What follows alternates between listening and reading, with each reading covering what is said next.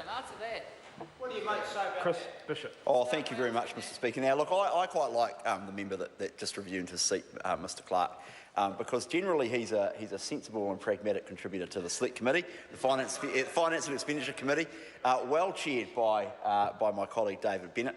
But every now and then, Mr Clark does let his mouth get away on him a bit, because with Mr Clark, and this has become a bit of a calling card, I guess you could say, for Mr Clark in the Parliament. He lets his mouth get away on him a bit, and sensible comments are mixed with a lot of rhetoric and a lot of kind of very political comments, and that was very much indicative of that speech. You know, lots of talk about wealthy tax dodgers and casinos and the National Party only caring for the rich and property speculators and filthy lawyers and things like that. And the reality is actually nothing could be further from the truth. This is a sensible bill that implements, as other speakers in this Parliament have said so far, implements the recommendations from the Schuin inquiry, but more importantly than that, it actually makes a series of changes around making the tax-paying process simpler for businesses, and that's something that I know has gone down extremely well with small businesses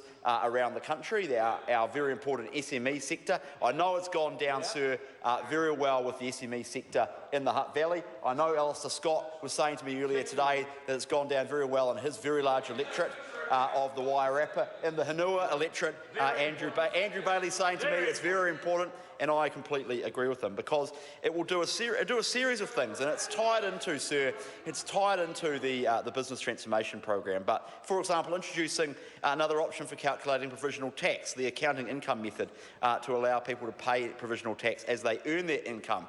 That sounds like a small thing, but actually will make a huge difference to the thousands of SMEs out there. And I heard an attempt by Grant Robertson. I was sitting in my office and I heard his speech, and I heard an attempt by Grant Robertson to claim that we had stolen the Labor Party's tax policy. Well, Mr Speaker, the National Party is not in the business of stealing anyone's policies, let alone stealing the Labor Party's policy, sir.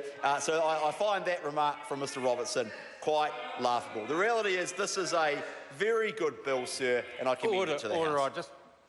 Well, if the member sitting down, it probably doesn't matter, but I do want to remind my colleague that the Speaker, of course, has read his party's policy. The question is,